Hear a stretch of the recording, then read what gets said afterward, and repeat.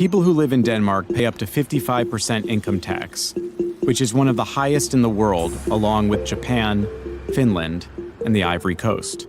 It's a pricey life, but on the flip side, it means that human life is valued here. It's because everybody's getting paid a decent wage. And 9 out of 10 people in Denmark say they happily pay their taxes. I think the importance of trust for happiness cannot be underestimated. I think, if you trust the people around you, they tend to behave better. If you're living in a more unequal society, then even the very wealthy are not having high levels of trust, and you're not relaxed because you're still worried that someone's going to key your car, or someone's going to, feel that they don't have enough when you have so much. I think many of us have been sold a very narrow definition of happiness. A definition that means never being sad and never doing hard things and never having difficult conversations. Which, if the last few years have taught us anything, is that just doesn't work. That tough things happen in life. We will all experience this loss. I think in that respect, Danes are good at embracing discomfort for long-term gain. At the age of 15, when many youngsters spend a year away from home in a remarkable Danish invention, the Efterskola, they still do core academic subjects, but also learn something they truly love. This Efterskola specialises in diving, swimming and sailing. I think it's important that we take some of the pressure off, take some of the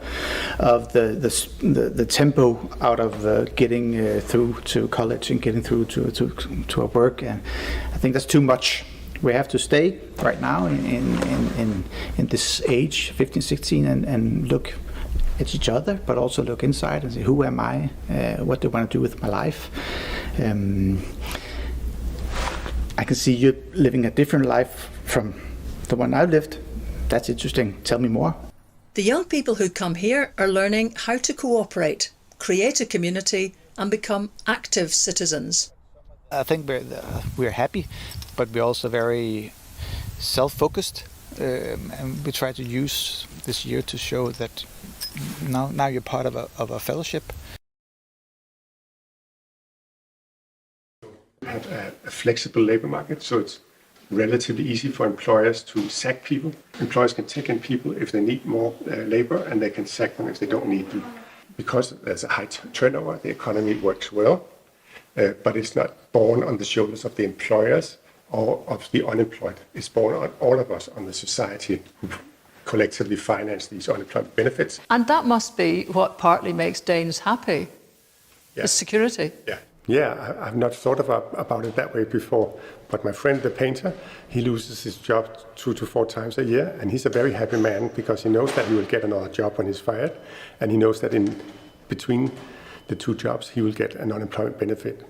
So he's not uncertain about his income, and his financial institutions are not certain that he will pay his mortgage. So they're also happy to let him keep his house.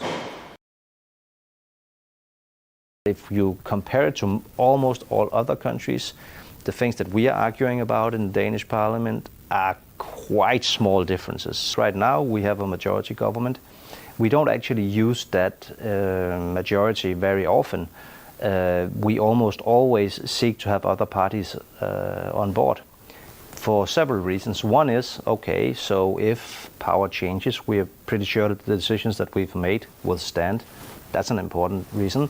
But also, actually, it's a part of Danish culture, that political culture, that broad majorities and broad compromises are seen as a good in itself.